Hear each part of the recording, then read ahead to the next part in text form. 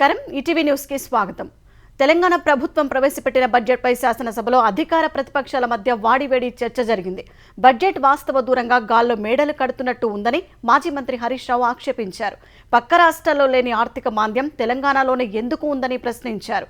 GST, స్టాంపులు registration, వాహనాల రిజిస్ట్రేషన్లు అన్నింటా ఆదాయం తగ్గుదల ప్రభుత్వ బుద్ధిమాంద్యం వల్లే అని ఘాటుగా వ్యాఖ్యానించారు.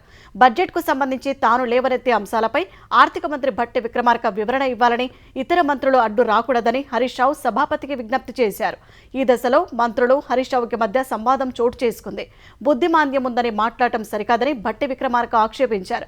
బడ్జెట్ పరిధి దాటి అడ్డగోలుగా మాట్లాడటం సబబు కాదని హితవు పలికారు. ఇదే సమయంలో మంత్రి శ్రీధర్ బాబు లేచి హరీష్ రావు ప్రసంగం అబద్ధాలు లేకుండా ఉండాలంటూ చలోక్తులు విసిరారు. ఇష్టారాజ్యంగా మాట్లాడితే ఊరుకోబోమని హెచ్చరించారు. భట్టి విక్రమార్క ప్రవేశపెట్టిన బడ్జెట్ ఇచ్చిన హామీలను పాతరేసేలా ఉందని బీజేపీ శాసన సభాపక్ష నేత ఏలేటి మహేశ్వర్ రెడ్డి విమర్శించారు. రోజుకు 1700 కోట్లకు పైగా కాంగ్రెస్ సర్కార్ అప్పు చేస్తోందని ఆరోపించారు. పెద్ద ఎత్తున రుణాలుంటే తెలంగాణ ఎలా అభివృద్ధి చెందుతుందో చెప్పాలని డిమాండ్ చేశారు. తెలంగాణ శాసనసభలో రోడ్ల నిర్మాణంపై మాటల యుద్ధం చోటు చేసుకుంది. హైబ్రిడ్ యాన్యుటీ మోడల్ రోడ్లకు సంబంధించి నిధులను ఎలా సమకూరుస్తారని, గ్రామీణ రోడ్లకు టోల్ వేస్తారా అని బీఆర్ఎస్ ఎమ్మెల్యే హరీష్ రావు ప్రశ్నించారు. దీనికి సమాధానమిచ్చిన రోడ్లు భవనాల శాఖ మంత్రి కోమటిరెడ్డి వెంకటరెడ్డి గ్రామీణ రోడ్లు, రాష్ట్ర రహదారులకు టోల్ విధించే ఆలోచన లేదని చెప్పారు. కమిషన్లు రావని, మండల కేంద్రాలు పల్లెలకు 10 ఏళ్లలో రోడ్లు వెయ్యలేదని మంత్రి ఆరోపించారు. బీఆర్ఎస్ హయాంలో సిరిసిల్ల, సిద్దిపేట, గజ్వేల్కే రోడ్లు వేశారని చెప్పారు. ఆ 3 చోట్ల రోడ్లకు చివరికి సింగరేణి నిధులు కూడా వాడారని పేర్కొన్నారు. తెలంగాణలో ఎక్కడికి వచ్చినా ఈ విషయాన్ని నిరూపిస్తామని కోమటిరెడ్డి సవాల్ విసిరారు. ఈ సవాల్కు సిద్ధమన్న హరీష్ రావు బీఆర్ఎస్ హయాంలోనే ప్రతి మండలానికి డబుల్ రోడ్లు వేశామన్నారు. ఒకరోజు రోడ్లపై ప్రత్యేకంగా చర్చిద్దామని హరీష్ చెప్పారు. ఈ సందర్భంగా స్పందించిన స్పీకర్ గడ్డం ప్రసాద్ తమ నియోజకవర్గంలోనూ రోడ్లు వేయలేదని వ్యాఖ్యానించారు. ఏడుకొండలను ఆనుకుని ఎలాంటి వాణిజ్య కార్యకలాపాలకు తావులేదని ముఖ్యమంత్రి చంద్రబాబు తేల్చెప్పారు. వైసీపీ హయాంలో హోటళ్లకు ఇచ్చిన అనుమతులు రద్దు చేసినట్లు తెలిపారు. ముఖ్యమంత్రులు ముందుకొస్తే అన్ని రాష్ట్రాల్లో వెంకన్న ఆలయాలు నిర్మిస్తామని ప్రకటించారు. శ్రీవారి ఆలయాల నిర్మాణాలకు ప్రత్యేక ట్రస్ట్ ఏర్పాటు చేస్తామని సీఎం వెల్లడించారు. తిరుమల క్షేత్ర అభివృద్ధిపై టీటీడీ చైర్మన్, ఈవో, అదనపు ఈవోతో సమీక్ష నిర్వహించిన చంద్రబాబు తిరుమలలో అన్యమతస్థులు పనిచేయకుండా చూస్తామని చెప్పారు. ఒకవేళ ఎవరైనా పనిచేస్తే ఉంటే వారిని గౌరవప్రదంగానే మరో చోటకు బదిలీ చేస్తామని చెప్పారు. టీటీడీలో ఉండేవారు తప్పకుండా ఆలయ అభివృద్ధికి పనిచేయాలని, ఎవరు స్వార్థ ప్రయోజనాల కోసం పనిచేయరాదని స్పష్టం చేశారు. అలా చేసేవారిని ఉపేక్షించబోనని చంద్రబాబు హెచ్చరించారు. మనవడి దేవాంశ్ పుట్టినరోజున ముఖ్యమంత్రి చంద్రబాబు కుటుంబం తిరుమలేశుడిని దర్శించుకుంది. తిరుమలలో ఒకరోజు అన్నదానానికి అయ్యే ఖర్చు 44 లక్షల రూపాయలు విరాళంగా అందించారు. గత రాత్రి తిరుమల చేరుకున్న చంద్రబాబు ఈ ఉదయం సతీమణి భువనేశ్వరి, లోకేష్, బ్రాహ్మణి దేవాంశులతో కలిసి శ్రీవారిని దర్శించుకున్నారు. ఆలయ మహద్వారం వద్ద వారికి TTD chairman BR Naidu, EO, అర్చకులు ఇస్తికపాల్ స్వాగతం పలికారు. మహద్వారం ద్వారా ఆలయంలోకి ప్రవేశించిన చంద్రబాబు కుటుంబ సభ్యులు ధ్వజస్తంభానికి మొక్కారు. తర్వాత ఆలయం లోపలికి వెళ్లి తిరుమల శ్రీవారిని దర్శించుకున్నారు. అనంతరం రంగనాయకుల మండపంలో చంద్రబాబు కుటుంబానికి అర్చకులు వేదాశీర్వచనం ఇచ్చారు. స్వామివారి తీర్థ ప్రసాదాలు అందించి చిత్రపటాన్ని బహూకరించారు. తర్వాత ఆలయం వెలుపలకు వచ్చిన చంద్రబాబు కుటుంబం నేరుగా తరిగొండ బెంగమాంబ అన్నప్రసాద వితరణ కేంద్రానికి వెళ్ళింది. అక్కడ దేవాంశ సహా అందరు భక్తులకు స్వయంగా ప్రసాదాలు వడ్డించారు. వారు కూడా అక్కడే అన్నప్రసాదాలు స్వీకరించారు. మరో 4 నెలల్లో విశాఖ మాస్టర్ ప్లాన్కు సంబంధించి కొత్త ప్రణాళికను రూపొందిస్తామని మున్సిపల్ శాఖ మంత్రి పి నారాయణ చెప్పారు. విశాఖ మాస్టర్ ప్లాన్పై ఎమ్మెల్యేలతో సమీక్ష నిర్వహించిన మంత్రి గత వైసీపీ ప్రభుత్వం వాళ్ల స్వార్థ మేరకు ప్లాన్ను తయారు చేసిందని ఆరోపించారు. ప్రజలు, నేతల అభిప్రాయాలతో 4 నెలల్లో కొత్త మాస్టర్ ప్లాన్ రూపొందిస్తామని చెప్పారు. ఈ సమావేశంలో విశాఖ మెట్రో రైలుపై కూడా చర్చించినట్లు తెలిపిన మంత్రి మే నెలాఖరులోగా మెట్రో రైలు టెండర్లు పూర్తి చేయాలని నిర్ణయం తీసుకున్నామని తెలిపారు. టీడీఆర్ బాండ్ల విషయంలో గతంలో పలు అక్రమాలు జరిగాయని, విశాఖలో 600కు పైగా టీడీఆర్ బాండ్లు పెండింగ్లో ఉన్నాయని, వాటిని త్వరగా పూర్తి చేసేలా కలెక్టర్కు ఆదేశాలిచ్చామని వివరించారు. భోగాపురం విమానాశ్రయానికి ఇబ్బంది లేకుండా రోడ్లు ఏర్పాటు చేస్తామని నారాయణ వెల్లడించారు. ఆపరేషన్ గరుడలో భాగంగా డ్రగ్స్ దుర్వినియోగంపై ఆంధ్రప్రదేశ్ వ్యాప్తంగా మెడికల్ షాపులు, ఏజెన్సీల్లో అధికారులు తనిఖీలు చేపట్టారు. డీజీపీ ఆదేశాల మేరకు eagle team, vigilance and enforcement, పోలీసులు సంయుక్తంగా 100 బృందాలతో ఆకస్మిక దాడులు చేశారు. డాక్టర్ల ప్రిస్క్రిప్షన్ లేకుండా డ్రగ్స్ విక్రయిస్తే చర్యలు తీసుకుంటామని ఈగల్ విభాగాధిపతి ఆకే రవికృష్ణ స్పష్టం చేశారు. డ్రగ్స్ దుర్వినియోగంపై ఏపీ వ్యాప్తంగా ఒకేసారి తనిఖీలు చేపట్టినట్లు తెలిపారు. ఆంధ్రప్రదేశ్లో తెలుగు సినీ పరిశ్రమ అభివృద్ధి కోసం కొత్త విధానాన్ని తెస్తామన్న ప్రభుత్వ నిర్ణయాన్ని తెలుగు చలనచిత్ర నిర్మాతల మండలి స్వాగతించింది. ఈ మేరకు CM Chandrababu, deputy CM Pawan Kalyan, మంత్రులు నారా లోకేష్, కందుల దుర్గేష్కు కృతజ్ఞతలు తెలిపింది. పరిశ్రమ అభివృద్ధిపై ప్రతిపాదనలను ఇప్పటికే ప్రభుత్వానికి పంపినట్టు తెలిపిన మండలి వైజాగ్, తిరుపతి, రాజమహేంద్రవరంలో స్టూడియోలు నిర్మించాలని, మౌలిక సదుపాయాలు కల్పించాలని కోరినట్టు వివరించింది.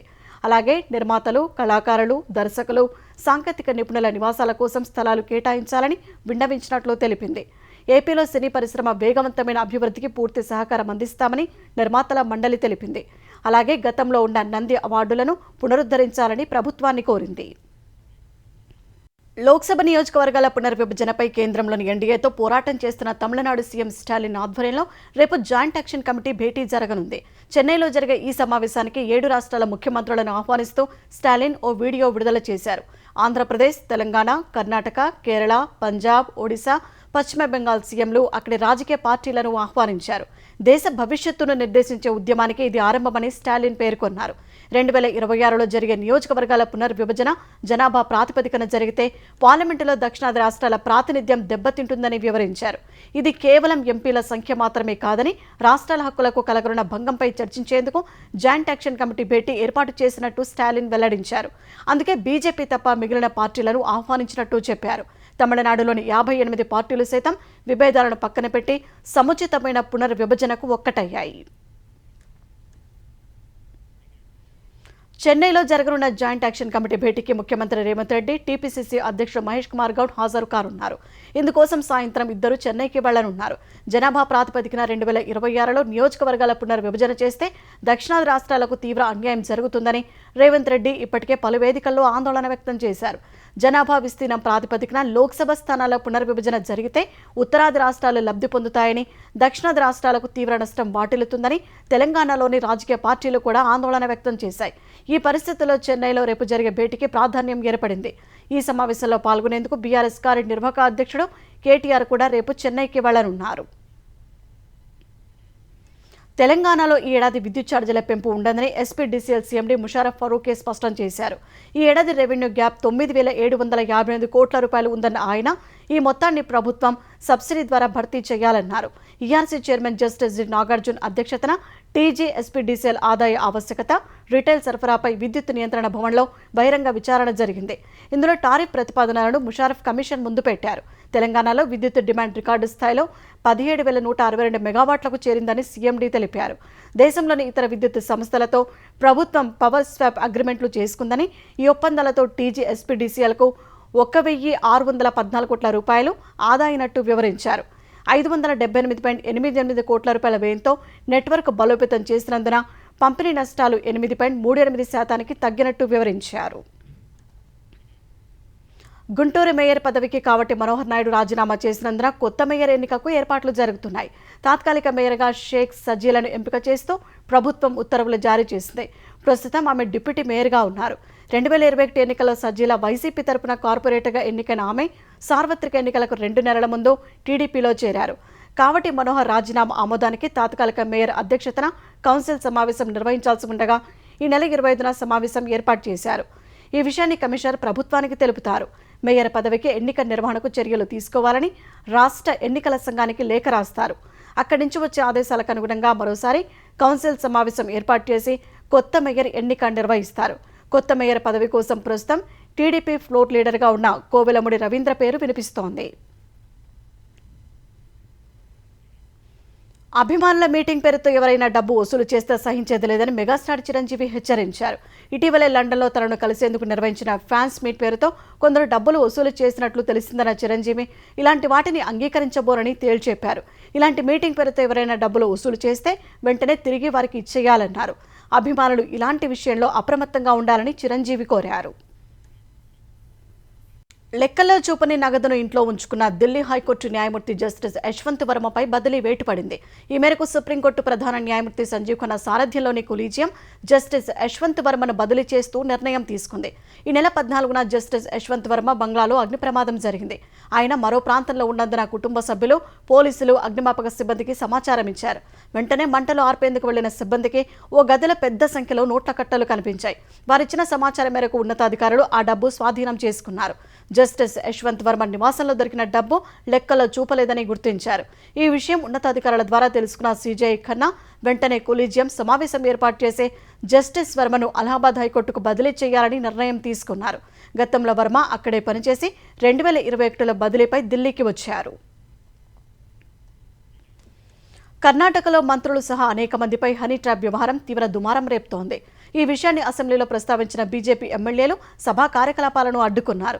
ఈ వ్యవహారంపై సీబీఐ దర్యాప్తు జరిపించాలంటూ పెద్దపెట్టున నినాదాలు చేయడం సహా స్పీకర్ పోడియంను చుట్టుముట్టారు. హనీ ట్రాప్పై విచారణను పక్కన పెట్టి ప్రభుత్వం ముస్లిం కోటా బిల్లును పాస్ చేయడాన్ని విమర్శిస్తూ స్పీకర్ చుట్టూ చేరి నిరసన తెలిపారు. బీజేపీ సభ్యుల తీరుపై కర్ణాటక సీఎం సిద్ధరామయ్య ఆగ్రహం వ్యక్తం చేశారు. ఒకసారి కేసు నమోదై దర్యాప్తు ప్రారంభమై హనీ ట్రాప్లో ఎవరి ప్రమేయం ఉన్నట్లు తేలినా కఠిన చర్యలు తీసుకుంటామని స్పష్టం చేశారు. తమ ప్రభుత్వానికి ఎవరిని రక్షించే ఉద్దేశం లేదన్న ఆయన చట్ట ప్రకారం దోషులకు శిక్ష పడుతుందని తెలిపారు. ఉన్నత స్థాయి కమిటీతో విచారణ జరిపిస్తామని హోంమంత్రి జి పరమేశ్వర హామీ ఇచ్చినప్పటికీ బీజేపీ నేతలు అనవసర రాద్ధాంతం చేస్తున్నారని సీఎం విమర్శించారు. ఈ దశలో సభ కొద్దిసేపు వాయిదా పడింది. కర్ణాటకకు చెందిన చాలా మంది రాజకీయ నేతలు హనీ ట్రాప్లో చిక్కుకుపోయారని కర్ణాటక సహకార శాఖ మంత్రి రాజన్న ఇటీవల అసెంబ్లీలో ప్రకటించడం తీవ్ర చర్చనీయాంశమైంది. 48 మంది ఇందులో బాధితులుగా ఉన్నారని మంత్రి పేర్కొన్నారు. సీడీలు, పెన్ డ్రైవ్లలో వారి అసభ్య వీడియోలు ఉన్నాయని చెప్పారు. ఇది ఏ ఒక్క పార్టీకో పరిమితం కాలేదన్నారు.